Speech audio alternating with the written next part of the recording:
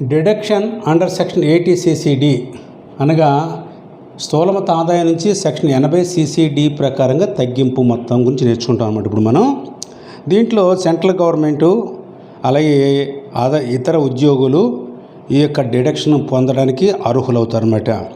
వీళ్ళు pension scheme, new pension స్కీమ్లో ఉంటారు. వీళ్ళందరూ కూడా న్యూ పెన్షన్ స్కీమ్లో ఉంటారు. CPS అంటాం, కాంట్రిబ్యూటరీ పెన్షన్ స్కీమ్లో వీరందరూ సభ్యులు అవ్వాల్సిందే. కారణం ఏంటంటే కేంద్ర ప్రభుత్వం, రాష్ట్ర ప్రభుత్వ ఉద్యోగులందరికీ కూడా 1/1/2004 తర్వాత కనుక ఉద్యోగంలో జాయిన్ అవుతే వాళ్ళు తప్పనిసరిగా మరి ఇక సెక్షన్కి అర్హులవుతారు. ఎంచేతంటే వాళ్ళకి పెన్షన్ ఉండదు. రిటైర్మెంట్ అయిపోయాక CPSకి వాళ్ళకి అర్హులవుతారు.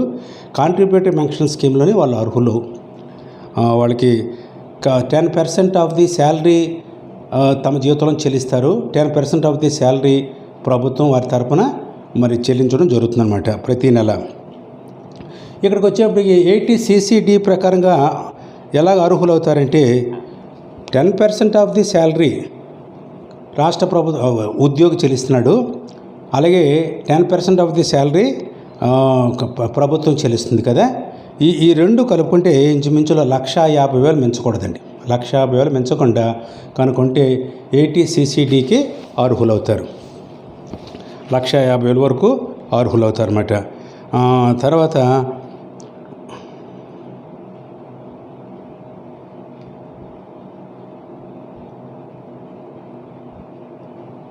$1,50,000 దాటకుండా వాళ్ళు నోటిఫైడ్ పెన్షన్ స్కీమ్లో వాళ్ళందరూ సభ్యులు అవుతారన్నమాట. కాబట్టి దీని నేర్చుకుంది. నెక్స్ట్ రెండోది section deduction under section CCF. Deduction under section CCF అనేది 80Cలో కొంత జాబితాను చూసారా, గతంలో నేర్చుకున్నాం. 80Cలో అర్హత పొదుపులు అని చెప్పి నేర్చుకున్నాం. దాంట్లో ఒక 20 రకాలంటే పొదుపులు చేస్తే 80C ప్రకారం తగ్గింపిస్తారు. ఆ 80Cకి అనుబంధమైందే 80CCF. 80Cకి అనుబంధమైంది 80CCF అనమాట. దీంట్లో government specified infrastructure bonds release చేస్తాను ప్రతి సంవత్సరం. ఇన్ఫ్రాస్ట్రక్చర్ బాండ్స్లో కనుక వాళ్ళు పెట్టుబడి పెడితే 20,000 వరకు తగ్గింపిస్తారు. 20,000 తగ్గింపు ఇవ్వడం జరుగుతుందన్నమాట. 80CCF ప్రకారంగా అదనంగా 80Cకి అదనంగా ఒక 20,000 రూపాయలు గవర్నమెంట్ నిర్ణయించిన ఇన్ఫ్రాస్ట్రక్చర్ బాండ్స్లో పెట్టుబడి పెడితే దానికి కూడా తగ్గింపు లభిస్తుంది. Okay. Next deduction under section 80D. దీన్ని సింపుల్గా చెప్పాలంటే వైద్య బీమాని 80D ప్రకారంగా తగ్గింపు ఇవ్వాలి. ప్రతి SC తనకు తన మీద ఆధారపడిన కుటుంబ సభ్యులకు వైద్య బీమా చేసుకుంటాడండి ప్రతి సంవత్సరం. అంటే ఏదైనా అనూహ్యమైన సంఘటనలు జరగచ్చు, ఏదైనా అనారోగ్య పరిస్థితులు తనకు కానీ తన కుటుంబ సభ్యులు కానీ ఏర్పడితే రక్షణ కల్పించడం కోసం వైద్య బీమా ప్రీమియం చెల్లించడం జరుగుతుంది. ఆ ప్రీమియంకి సెక్షన్ 80D ప్రకారంగా ఎంతైతే ప్రీమియం చెల్లించాడో అంత మొత్తానికి తగ్గింపు ఇవ్వచ్చు. కొన్ని షరతులు ఉన్నాయి దీంట్లో. ఈ షరతులు ఏంటంటే ఇన్సూరెన్స్ పాలసీ తీసుకుంటాడు. ఎవరి కోసం అంటే SSC కోసం, అలాగే తన యొక్క భార్య, తన మీద ఆధారపడిన పిల్లల కొరకు ఒక ఇన్సూరెన్స్ పాలసీ తీసుకుంటాడు. తీసుకుని సెంట్రల్ గవర్నమెంట్ హెల్త్ స్కీమ్లో జాయిన్ అవ్వచ్చు, లేదంటే ప్రివెంటివ్ హెల్త్ చెకప్ ఈ విధంగా చేయించుకుని ఎంతైనా పాలసీ తీసుకోవచ్చు. కానీ 25,000 వరకు మాత్రమే తగ్గింపిస్తారండి. 25,000 ఓన్లీ. వైద్య బీమా ప్రీమియం ప్రకారంగా తనకు తన కుటుంబ సభ్యుల కోసం చెల్లించిన ప్రీమియం 25,000 వరకు మాత్రమే తగ్గింపిస్తారు. అదే సీనియర్ సిటిజన్ అయితే 30,000 తగ్గింపిస్తారండి. సీనియర్ సిటిజన్ అయితే. అలాగే సెకండ్ పాయింట్, తన పేరెంట్స్ ఉంటారండి. తన యొక్క పేరెంట్స్, తల్లిదండ్రులు, వారి కొరకు ఒక ప్రత్యేక పాలసీ తీసుకున్నాడు. ఏం తీసుకోవాలంటే మెడిక్లెయిమ్ ఇన్సూరెన్స్ ప్రీమియం ఒకటి తీసుకుని దాని ప్రీమియం చెల్లిస్తే అప్పుడు అతనికి ఎంత ఇస్తారంటే 25,000 రూపాయల వరకు తగ్గింపిస్తారు. పేరెంట్స్ కోసం తీసుకున్నా లేదా తనకు తన కుటుంబ సభ్యులు, తన పిల్లల కోసం తీసుకున్నా 25,000 వరకు తగ్గింపు ఇవ్వడం జరుగుతుందన్నమాట. అలాగే చెకప్ ఒకటి వచ్చిందండి కొత్తగా 2016-17 సంవత్సరంలో. ఒక చెకప్ ఫైన్ హెల్త్ చెకప్ కోసం ఖర్చు పెడితే ఆ ఖర్చుకి 5,000 రూపాయల వరకు తగ్గింపిస్తారు 80D ప్రకారంగా. కాబట్టి దీంట్లో ఈ పాయింట్స్ ఉంటాయి.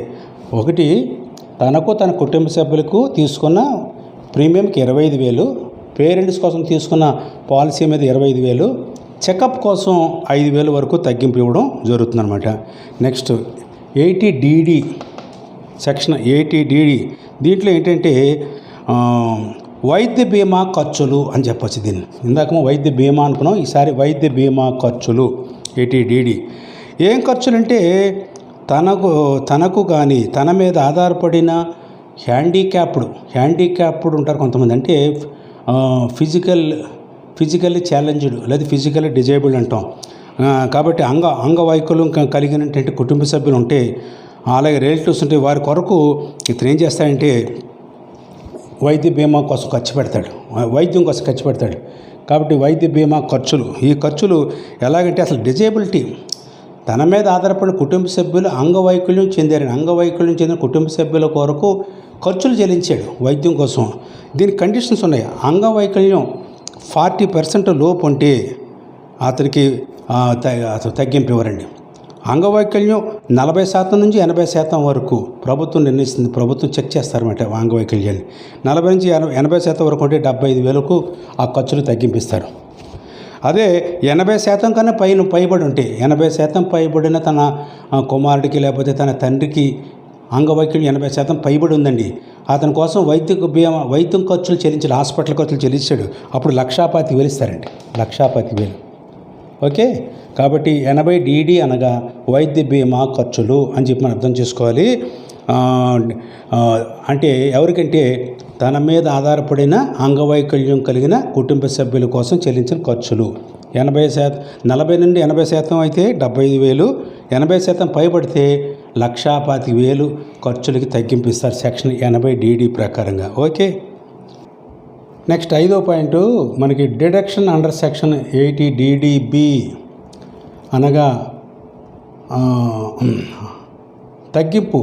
సెక్షన్ 80DDB ప్రకారం తగ్గింపు ఎవరికి ఇస్తారు, దేనికి ఇస్తారు అంటే ఎస్ఎస్సికై మరియు తన కుటుంబ సభ్యులు అనగా తన భార్య, తన పిల్లలు, తన పేరెంట్స్, అలాగే తన పేరెంట్స్, తన మీద ఆధారపడినటువంటి బ్రదర్స్ సిస్టర్స్ ఒకళ్ళు ఉంటే వాళ్ళు కూడా లెక్కలో తీసుకోవచ్చు. ఖర్చులు వైద్యం కోసం ఖర్చు పెడతాయండి. వైద్యం కోసం ఖర్చు పెడితే ఆ ఖర్చుకు తగ్గింపించే విధానం దీంట్లో ఉంటుందన్నమాట 80DDBలో. తనకు తన కుటుంబ సభ్యులకు వైద్యం కోసం ఖర్చు చేసినప్పుడు ఆ సంవత్సరంలో ఆ ఖర్చుకి ఇచ్చే తగ్గింపునే ఏమంటే సెక్షన్ 80DDB అని చెప్పేసాను అనమాట. కానీ సపోజు ఆ వ్యాధి ఉంటుంది, ఎవరికో ఒక వైద్యం చేసిన వ్యక్తికి వ్యాధి ఉంటుంది, ఆ వ్యాధిని గవర్నమెంట్ డాక్టర్ సర్టిఫై చేయాలి. తర్వాత ఇది దీనికి డిడక్షన్ తగ్గింపు ఎలా కట్టాలి, ఆ తర్వాత ఖర్చు, ఆ వ్యాధి కోసం అయిన ఖర్చు కూడా ఎంత అంటే ఇంచుమించులో 40,000 వరకే అప్లై అవుతుందండి. 40,000 వరకే అప్లై అవుతుంది. ఇప్పుడు డిడక్షన్ ఎలా ఇవ్వాలి, 80DD ప్రకారం డిడక్షన్ ఎలాగ ఇవ్వాలంటే, సీనియర్ సిటిజన్ అయితే మామూలు సాధారణ ఐసీసీ అయితే 40,000 వరకే తగ్గింపిస్తామండి ఖర్చులు. తన కుటుంబ సభ్యులకి తనకి ఎంతైనా అవ్వచ్చు, హాస్పిటల్ ఎంతైనా చెల్లించవచ్చు, అంత ఖర్చులు తగ్గింపేవారు కేవలం 40,000కే తగ్గింపు ఇవ్వాలి.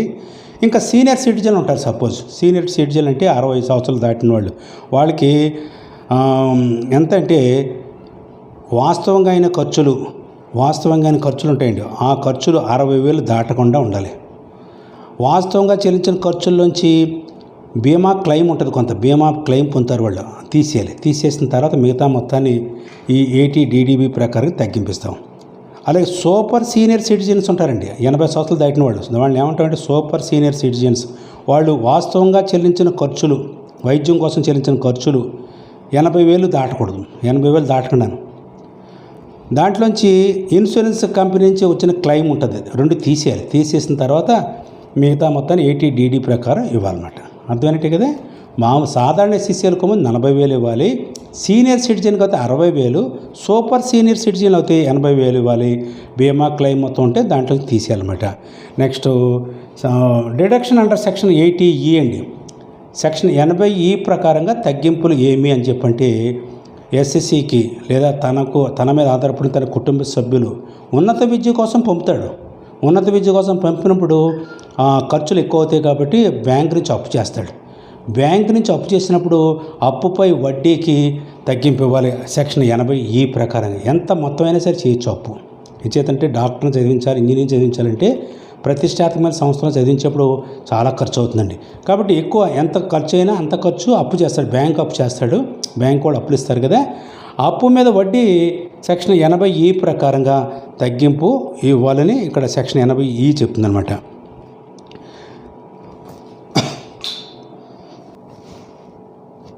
Next donation section 80G 80G ప్రకారంగా ఇచ్చిన విరాళాల గురించి మనం నేర్చుకుందాం. ఎస్ఎస్సి ఔదార్యంతో దాతృత్వంతో కొన్ని సంస్థలకి గుర్తింపు పొందిన సంస్థలకి విరాళాలు ఇస్తే ఆ విరాళాలకి తగ్గింపు మనం 80G ప్రకారం ఇవ్వాలి. దీంట్లో కొన్ని కండిషన్స్ ఉన్నాయి. ఏంటంటే విరాళం అనేది నగదు రూపంలో ఇవ్వాలి. నగదు రూపంలో ఇచ్చిన విరాళానికే తగ్గింపిస్తాం. అంతే తప్ప దయ, కనికరం, సహాయం అనబడేది విరాళం చేయొచ్చు. అంటే దయ కలిగి సహాయం చేయొచ్చు, పనిలో పాల్గొనొచ్చు, లేకపోతే ఉచితంగా కరసేవ అంటే చేతితోటి పని చేసి 10 రోజుల పాటు ఉచితంగా సేవ చేయొచ్చు. అది విరాళం కింద రాదు. అది దయతో చేసిన పనులవి, దానికి విలువ కట్టలేము కాబట్టి దాన్ని లెక్కలో తీసుకోం. నగదు రూపంలో ఎదుటివారికి, సంస్థలకి, గుర్తింపు పొందిన సంస్థలకి ఔదార్యంగా ఇచ్చిందే విరాళం కింద చూసుకోవాలి. దానికి తగ్గింపు ఇవ్వాలి 80G ప్రకారంగా. ఈ విరాళాలు లెక్కించేటప్పుడు మనం ముఖ్యంగా 3 స్టెప్స్లో మనం చేయవలసి ఉంటుందండి. ఫస్ట్ స్టెప్ ఏంటంటే విరాళాలు 2 రకాలు. ఈ 2 రకాల్లో ఫస్ట్ రకం ఏంటంటే నో లిమిట్ డొనేషన్ అంటే ఎంత మొత్తం విరాళం ఇచ్చినప్పటికీ అంతటికి మనం తగ్గింపు పొందొచ్చు.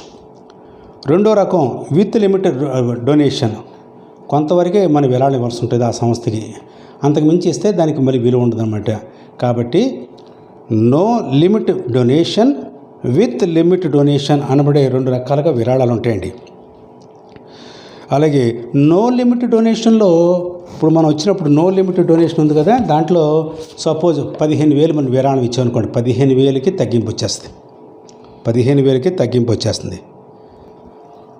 విత్ లిమిట్ డొనేషన్ ఉంటుంది. విత్ లిమిట్ డొనేషన్ అంటే మనం అంతా మనకి తగ్గింపు రాదు, మనం ఎక్కువ మొత్తం ఇవ్వచ్చు కానీ తక్కువ మొత్తానికి తగ్గింపు వస్తుంది.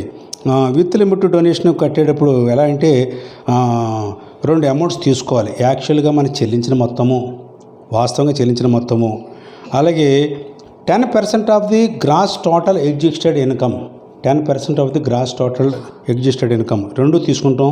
దీంట్లో ఎంత తక్కువ వచ్చిందో దాన్ని విత్ లిమిట్ డొనేషన్ అంటాం. ఉదాహరణకి ఎస్ఎస్సి ఉందండి, 20,000 జీతం వస్తుంది, 20,000 డొనేషన్ ఇచ్చేసానని చెప్పి రాశాడు అనుకోండి, ఎలా కుదురుతుంది? మరి కుదరదు కదా. అది 10% ఇవ్వడానికి అర్హుడు అవుతాడు విత్ లిమిట్ డొనేషన్ అంటే అది.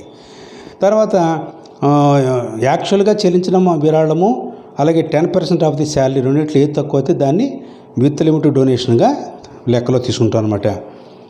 నెక్స్ట్ ఇక్కడ సెకండ్ స్టెప్లోకి వెళ్దాం. సెకండ్ స్టెప్ దీంట్లో ఏముంటుందంటే overall limit, net qualifying amount. Overall limit ఎంత అంటే క్వాలిఫైయింగ్ అమౌంట్ చూడండి, ఇందాక no limit donation with limit donation 2 కలపాలండి. 2 కలిపితే ఏమొస్తుందంటే ఓవరాల్ లిమిట్ వస్తుంది, మొత్తం ఎంత డొనేషనో వస్తుందన్నమాట. ఈ 2 అమౌంట్స్ని కలిపిన తర్వాత 3వ స్టెప్లోకి వెళ్తున్నాం. థర్డ్ స్టెప్ విరాళాల్లో 3వ స్టెప్ ఎలా చేస్తామంటే క్వాలిఫైయింగ్ అమౌంట్ ఉందండి, క్వాలిఫైయింగ్ అమౌంట్కి డిడక్షన్ 100% డిడక్షన్ ఇవ్వాలి. అలాగే క్వాలిఫైయింగ్ అమౌంట్ ఉంటుంది 2వ స్టెప్, 100% క్వాలిఫైయింగ్ అమౌంట్ ఉంటుంది కానీ డిడక్షన్ వచ్చేటికి 50% ఇవ్వాలన్నమాట. అలాగే నెక్స్ట్ 3వ స్టెప్ ఏంటంటే qualifying amount is limited but rate of deduction is 100%. అలాగే 4వ step qualifying amount is limited but rate of interest is 50%, rate of deduction is 50%. ఇది మళ్ళీ కొద్దిగా కన్ఫ్యూజన్ లేకుండా ఉంటుంది, మళ్ళీ ఇంకొకసారి చెప్తున్నాను. ఏదైనా 3వ స్టెప్ చాలా కీలకమైనది. ఏంటంటే క్వాలిఫైయింగ్ అమౌంట్ 100% అనుకోండి. కొన్ని అమౌంట్లు ఉంటాయి, ఉదాహరణకి కరోనా కొరకు ప్రధానమంత్రికి ఇచ్చిన విరాళము, లేకపోతే హైదరాబాద్ మునిగిపోయిన సమయంలో వాళ్ళకి రాష్ట్ర ప్రభుత్వం ఇచ్చిన విరాళం, ఇటువంటి కొన్ని ఉంటాయి. వాళ్ళు క్వాలిఫైయింగ్ అమౌంట్ 100% ఉంటుందనుకోండి, మళ్ళీ రేట్ ఆఫ్ డిడక్షన్ కూడా 100%. 2వ స్టెప్ ఏంటంటే qualifying amount 100%, rate of deduction 50%. 3వ స్టెప్ క్వాలిఫైయింగ్ అమౌంట్ ఏమో లిమిటెడ్గా ఉంటుంది, qualifying amount is limited but rate of reduction is 100%. Fourth step, qualifying amount is limited, rate of reduction is 50%. ఈ ప్రకారంగా calculation చేయాలి. ఎంత ఉంటుంది దీనికి, ఎంత క్యాలిక్యులేషన్స్ ఉంటుందన్నమాట. అంటే ప్రభుత్వ పథకాలు కొన్నాము, సంస్థలు కొన్నాము, క్వాలిఫైయింగ్ ఉంటే కొన్ని నాన్ క్వాలిఫైయింగ్ ఉండొచ్చు, 100% రావచ్చు, 50% రావచ్చు. ఆ ప్రకారంగా మనం అలాగే ప్రైవేట్ సంస్థలు కూడా ఇవ్వచ్చండి, గుర్తింపు పొందిన సంస్థల్లో. ఈ ప్రకారం క్యాలిక్యులేషన్ చేయాలి. చేసి సెక్షన్ 80G ప్రకారం తగ్గింపిస్తాం. నెక్స్ట్ 8వ పాయింట్ ఏంటంటే donation for scientific research and rural development section 80GGA ప్రకారం ఇస్తాం. అంటే ఒక సంస్థ ఉంటుంది, ఆ సంస్థ సైంటిఫిక్ రీసెర్చ్ అండి, రోజు రీసెర్చ్ చేస్తుంటారు. కరోనా ఉంది, సపోజ్ కరోనా కొరకు రీసెర్చ్ నిరంతరం 24 hours రీసెర్చ్ చేసేవాళ్ళు కూడా ఉన్నారు కొన్ని సంస్థలు. కాబట్టి రీసెర్చ్ చేస్తుంటారు. Scientific research and rural development, గ్రామీణాభివృద్ధి, వీటి కోసం ప్రయాసపడే సంస్థలకు కనుక మనం విరాళం ఇస్తే ఆ విరాళముకి తగ్గింపు ఎలాంటి సెక్షన్ 80GGA ప్రకారం ఇస్తారు. ఎంత తగ్గింపు ఇస్తారు అని చెప్పి అన్నప్పుడు మనం ఆలోచించినప్పుడు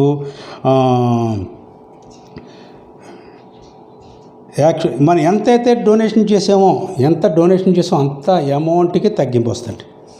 సపోజ్ SSC 30,000 ఇచ్చాడు ఈ సంస్థకి, సైంటిఫిక్ రీసెర్చ్ సంస్థకి 30,000కి తగ్గింపు ఇచ్చేయాలి.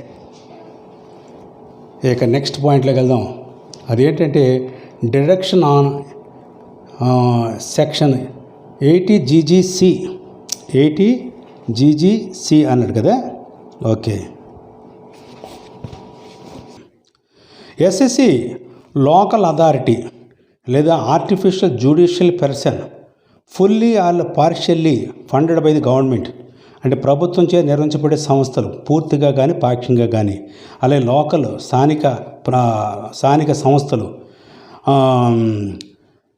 వారు క్లెయిమ్ చేసుకోవచ్చండి.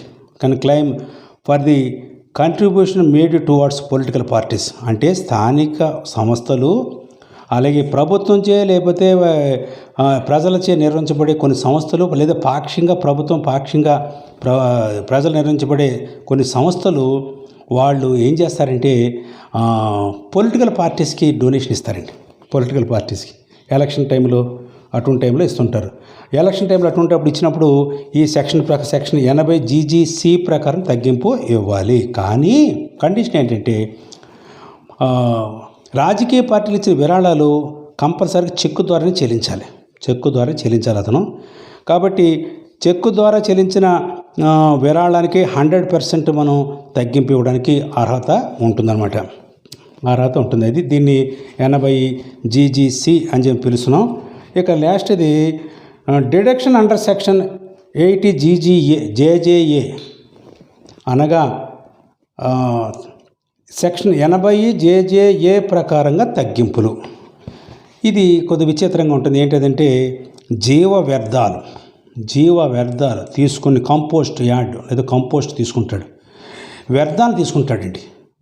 ఉదాహరణ గ్రామంలో కొన్ని వ్యర్థాలు ఉంటాయి కదా, ఆ వ్యర్థాలు, అలాగే పారిశ్రామిక వ్యర్థాలు, గ్రామీణ వ్యర్థాలు తీసుకుని ఏం చేస్తాడంటే వాటిని కలెక్ట్ చేసి వాడు అదే బిజినెస్లో ఉండాలండి. ఈ వ్యర్థాలతోటి వస్తువులు తయారు చేస్తారు. ఆ వస్తువులు చేసే బిజినెస్ కనుక చేసే వ్యాపార సంస్థలకు ఇచ్చే తగ్గింపే సెక్షన్ 80JJA. ఇంచేతంటే వ్యర్థాలు చాలా పెద్ద సమస్య అయిపోయింది. ఈ వ్యర్థాలని నిర్మూలించడం చాలా కష్టం కాబట్టి ప్రభుత్వం ప్రోత్సహించడం కోసం వ్యాపారస్తులకి ఈ అవకాశం ఇచ్చారు. కొన్ని వ్యాపార సంస్థలు కేవలం జీవ వ్యర్థాలతోటి వ్యాపారం చేస్తారండి. వ్యాపారం చేసి లాభాలు సంపాదిస్తుంటారు. వాళ్ళకి మరి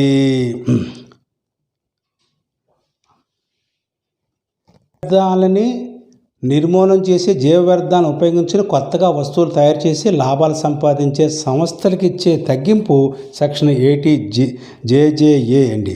వీళ్ళకి 100% ఇస్తారు. ఎంత సపోజ్ 2 కోట్లు సంపాదించారు, 2 కోట్లకి 12 మినహాయింపే. అంటే ప్రోత్సహించారు. To encourage the those business units, వాళ్ళు ప్రోత్సహించాలని ఉద్దేశం చొప్పున వాళ్ళు ప్రారంభించిన 5 సంవత్సరాల వరకు పన్ను ఉండదని, ఆదాయ పన్ను ఉండదు, ఎంతైనా సంపాదించుకోవచ్చు. దీనివల్ల ప్రజలు సమాజం సుఖంగా ఉంటుంది. కారణం ఏంటంటే వ్యర్థాలన్నీ కూడా, జీవ వ్యర్థాలన్నీ కూడా వాళ్ళు తీసుకుని వెళ్ళిపోతారు. తీసుకుని వెళ్ళిపోయి దాంతో వస్తువులు రూపొందించు, కొత్త వస్తువులు తయారు చేసుకునో, లేదా ఇంకో రకంగా కరెంట్ ఉత్పత్తి చేసో, లేకపోతే ఎరువులు ఉత్పత్తి చేసో, బయోపెస్టిసైడ్స్ అంటాం, వాటిని ఉత్పత్తి చేసి ఏం చేస్తారు, లాభాలు సంపాదిస్తారు. వాడు సంపాదించిన లాభాలు పూర్తిగా 100% పన్ను నుండి మినహాయింపడితే ఎన్ని సంవత్సరాలు? 5 సంవత్సరాలే. మళ్ళీ 6 సంవత్సరాల నుంచి వారు పన్ను చెల్లించాలి. ఓకే.